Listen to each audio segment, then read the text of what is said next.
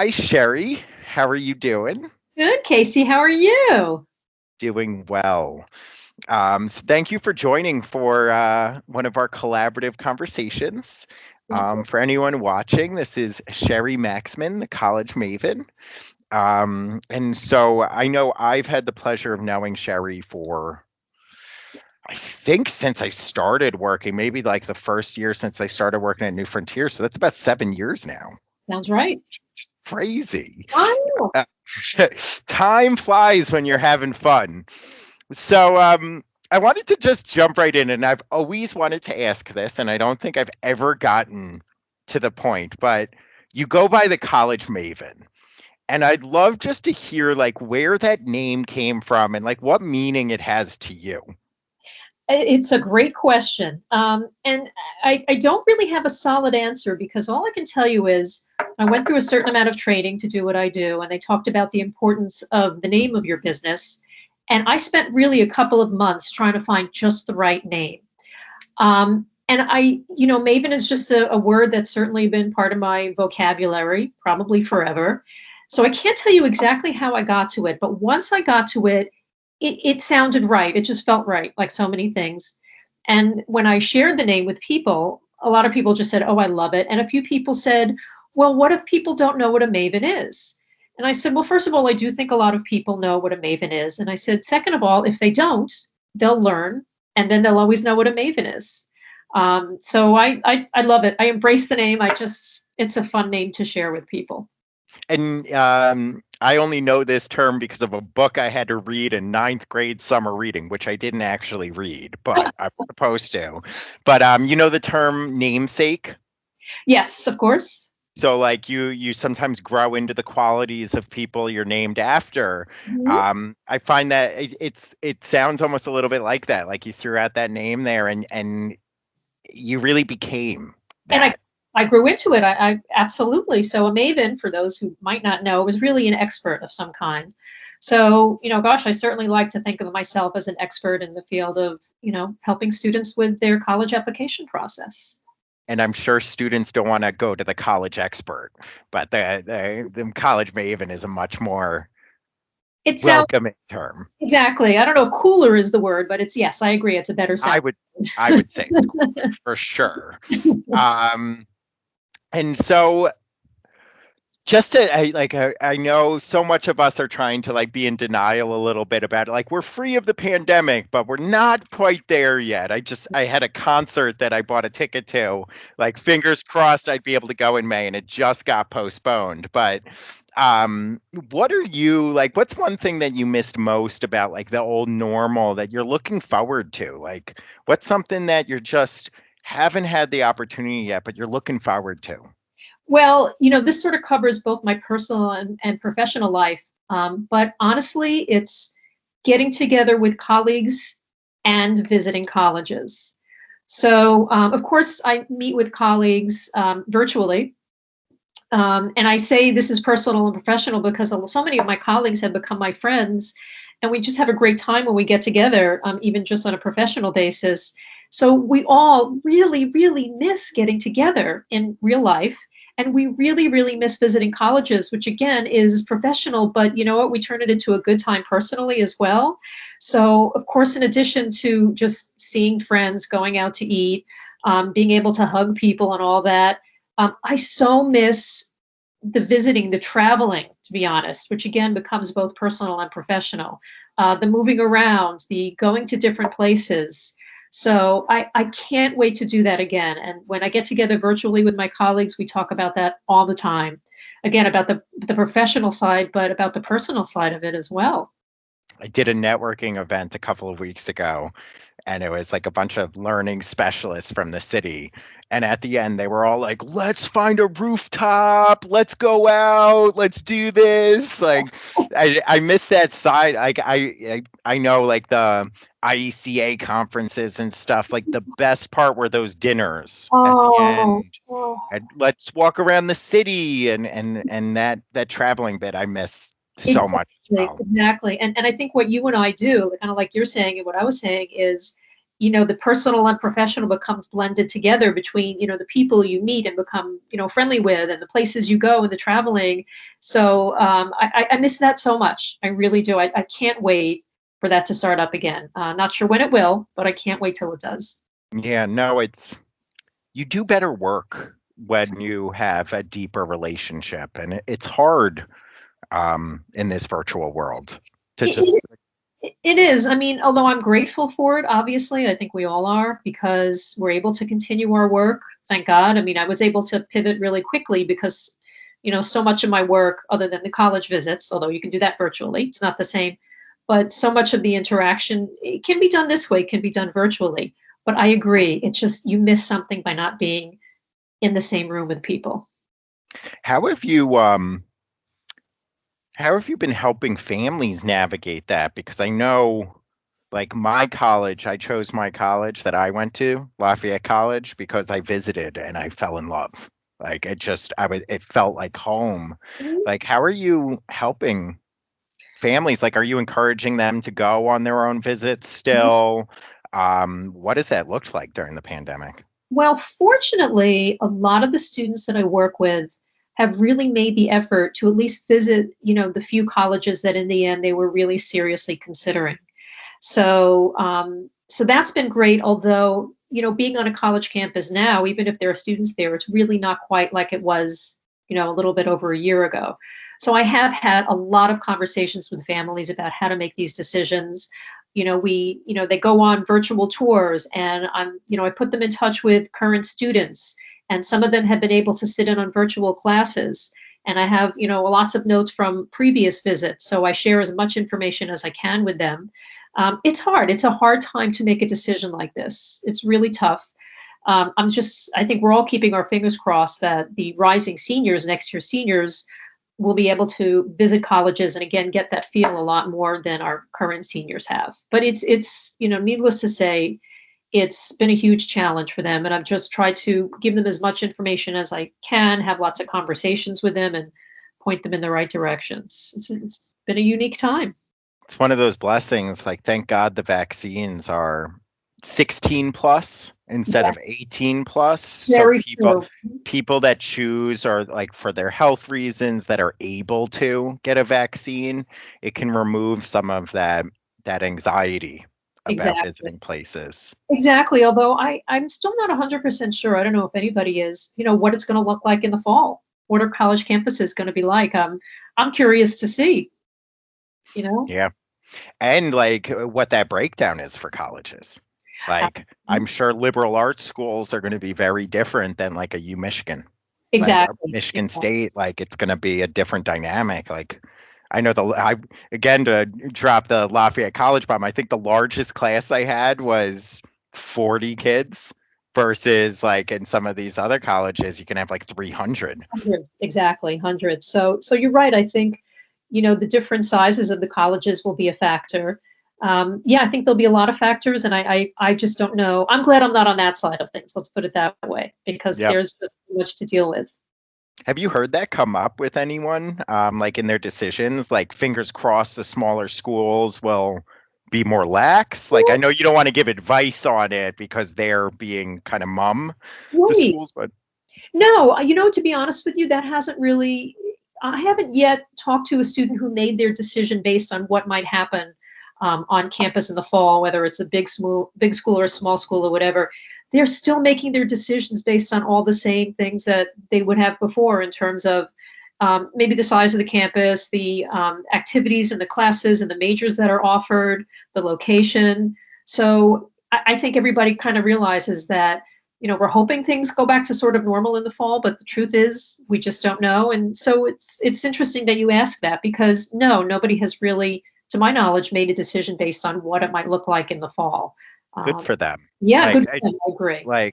I'm glad that at least that's one limit on the impact of the pandemic, that Yeah. people are still, like, I know that was one of the things that attracted me to New Frontiers so much, was increasing that agency for students to be able to go to the best school for them, not forced upon circumstance. And Exactly. so to hear that, that's great. Like, because really what I see that as, and is like looking to the future. not being stuck in the moment, and so that it's a positive outlook. And what's encouraging to me is that I've had so many families of juniors, current juniors, who have been coming to me as if, sort of as if nothing is wrong. The pandemic and its effect on colleges isn't really part of the conversation. Again, they're still concerned about, all the other things that we've always been concerned about when looking for colleges. And it makes me feel hopeful, and I feel like they're hopeful that things will again be somewhat back to normal, certainly a year from this fall. So it makes me feel optimistic that they're optimistic. Have you I was actually talking with a student that has to like start prepping for the SATs, and he was like super bitter because his brother didn't need to do it. He just got into school without it. Have you been seeing some of that of like I know I've been hearing more of why can't they just get rid of it? Like I know there's always been rumblings of that, but I think like they were able to skip a year and the colleges functioned fine without having it. Like have you heard some of that from people you're working with? Well, sure. I mean, so many of the students I work with, and as you know, a lot of the students that I work with have all kinds of learning challenges, and standardized tests are particularly difficult for them, although they're difficult for a lot of students. They're thrilled. They're thrilled because that whole equation has been, or that whole factor has been taken out of the equation, and they've been able to spend no time or so, far less time on test prep and so much more time on other things that we all know are more important, like, obviously their schoolwork and whatever extracurriculars they can do. So, again, looking forward, we're not sure what's going to happen. So I think everybody's waiting to see, will all these colleges, continue to be test optional? Will a lot of them put those test requirements back? I think a lot of the colleges are waiting to see how this, next incoming class, does academically, and did it really matter that they didn't have to submit test scores? So, everything, I consider that topic to be a little bit of a moving target. We just don't know. But I am hopeful that a lot of the schools that were temporarily test optional, I think many of them will remain test optional. I really do. Yeah. I remember I read an article that said like I forget who it was, like that they know it's inevitable that these tests are going to become outdated and they're not going to be useful, and that the pandemic just forced people to answer the question sooner. Uh-huh. And so my cynical side is like, well, will the College Board give up on that revenue stream too easily? So we'll see where the lobbying groups lay, let's say. It's so true. I mean, kind of to your point, I think things will change somehow because they've been forced to change sooner than maybe they would have. And yet, I think we can't really know exactly what it's going to look like on the other side. Will they come up with something else instead of tests that's going to be just as annoying? I don't know, but you're right. Yeah. It's definitely going to change. It's just a matter of exactly how are they going to change. I think that was one of my favorite, most proud moments is when I got accepted to college. They specifically said in my acceptance letter, it was because of my reference letters from my teachers and my college, the admissions essay, and it just made me feel noticed as an individual, not a number. Exactly. And I think it was just like it's empowering, and I think that focus on like I'm not defined by these numbers is really empowering, and if we as a society can move towards that. But there is the reality that there's so many kids applying to all of these schools, they have to filter somehow. I guess they do, and like I was saying, if they don't use the test scores, you do wonder a little bit, are they going to use something else or find something else they're going to force students to do? I've heard of a few schools this year that put students on wait lists and then ask them to write additional essays, for example. So just to stay on the wait list. So that's why I'm wondering if there'll be other requirements that are just as, onerous that students are just not going to want to do. So, it seems like, this landscape is always changing, but like you said, this has forced it to change more quickly than we would have thought. Yep. Mm-hmm. So just I feel like we kind of talked about this a little bit, but like what do you like? Success is always such a subjective term, and I know like when I get asked it from families, I say success is if the kids I'm working with or the adults that we work with, if they're happy with their outcomes, if they're happy with their inputs, like if their goal is to get A's, fine. But happiness is like that gauge of success. Like, what does success look like for you? Like, someone gets accepted to a school, like what does that look like? And I love just hearing, because everyone's like those memories of success are sometimes so poignant. So like maybe just even like an example, obviously anonymous, but like an example of like a recent success or something that's kind of warmed your heart. Well, this is a little bit more general, but in December, when students start getting their early action or early decisions, and they start sending those texts, I got into like XYZ school with a ton of exclamation points. It's an incredible, incredible feeling. It's I don't know who feels better, the students or me or their parents. I mean, just to see what has really been, in terms of my work with them over a year's worth of work, sometimes more, that they're not sure it's going to come out okay. I pretty much know it will, but they don't. To have them see that it really is going to come out okay, that they will have options, that somebody does want them, it's just an incredible feeling. And then now, I was just telling a parent, I got an email from a parent saying, I think my son is close to making a decision. And I wrote her back and I said, this is so exciting this time of year when students are making those decisions. So again, I don't know even that I can narrow it down to anyone specific, but just as a cohort, when my students start getting those acceptances in December, and then that continues through the winter, and then in the spring when they make their decisions. And then I love saying to them at the end, that really wasn't as bad as you thought it would be, was it? And they're like, oh, no, it really wasn't. And then I use that for, the upcoming juniors. And I say to them, I know this feels like it's going to take a long time and be really tough, but a year from now, we're going to be talking about this. And I'm going to say to you, that wasn't so bad, was it? And you're going to say, no, it wasn't. So I get a couple of different points where I feel like the students are successful, I'm successful, everybody's satisfied. And that makes up for a lot of the more difficult times, because every job has difficult times. But there's always good moments at the end with this, luckily. I feel like it's one of the reasons why like we resonate and work so well together is in this field. Like, my judge of a really good professional is someone that does carry their work home. Like it's burden sharing. Like, so often a lot of our service oriented work is about, it's hard to carry this burden on your own. Mm-hmm. As a student applying, and having someone to share it with. I often use the analogy of like we're anxiety sponges, like where like our job is to help absorb some of that anxiety so they don't have it. So when you get that, even though like you might know, it's a burden off your shoulders as a professional as well, because it turned out okay. Mm-hmm. That's true. And there are times when I think you have to learn. I know that I had to learn this, and I'm sure you did too. You need to make a little bit of that separation so you don't carry it too much.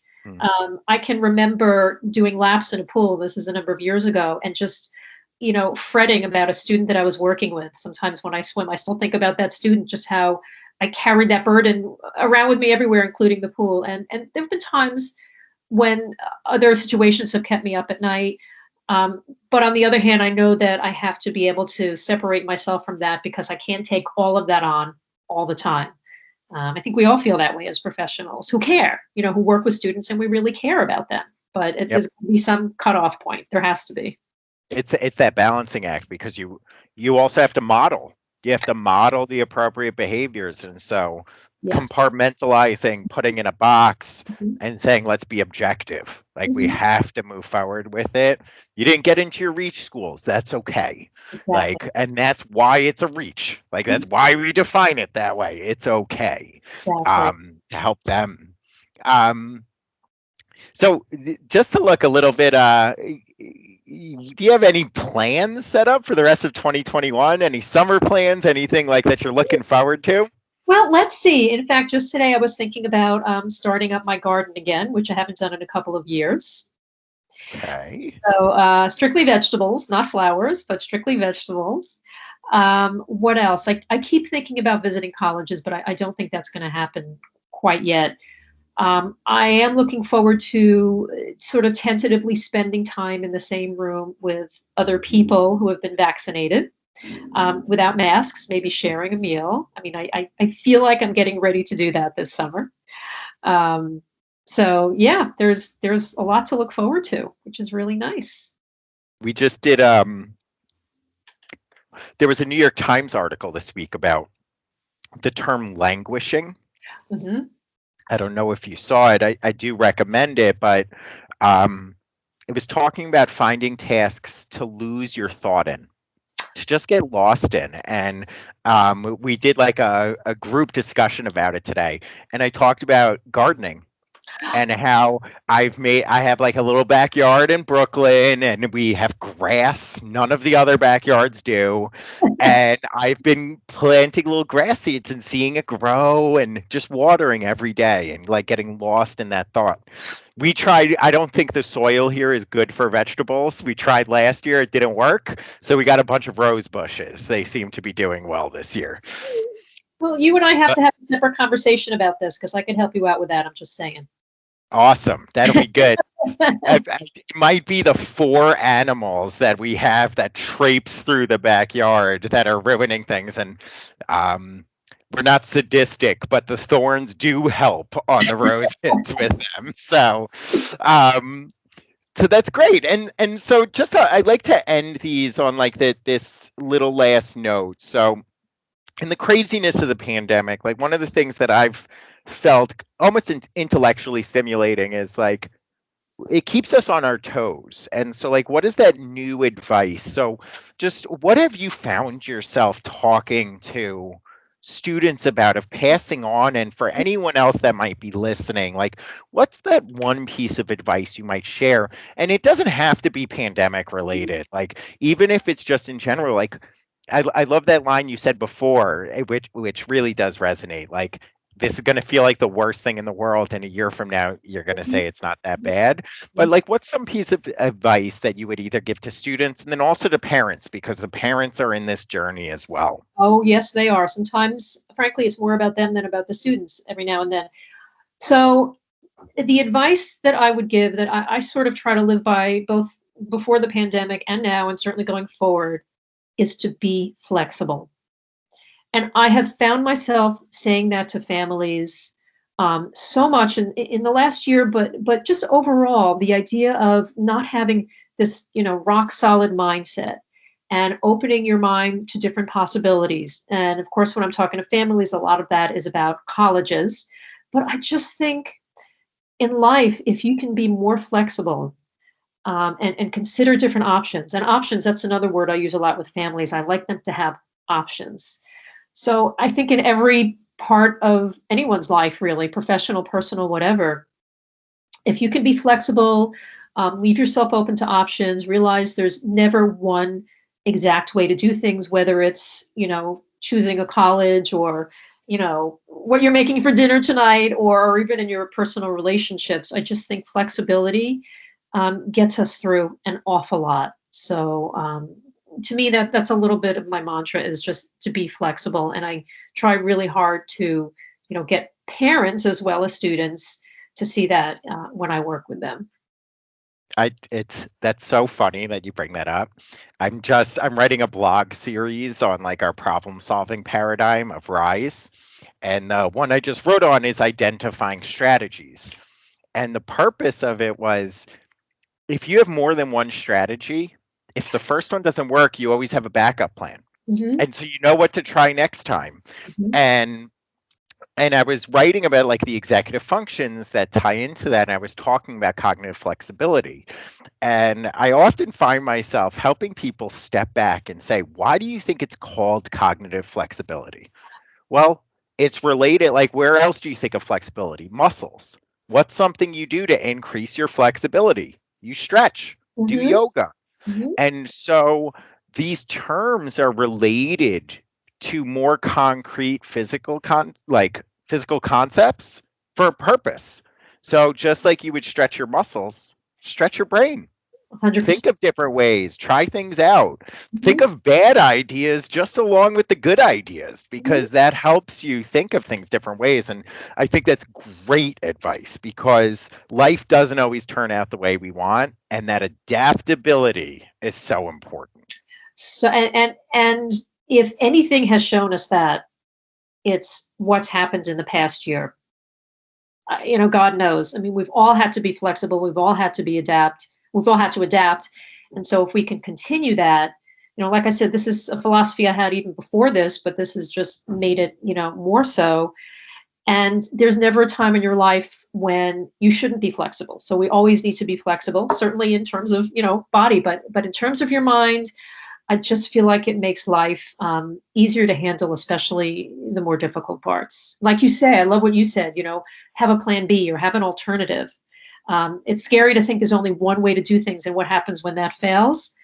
To have a plan B or to have options, like the word I love to use with my families, it settles my mind so much.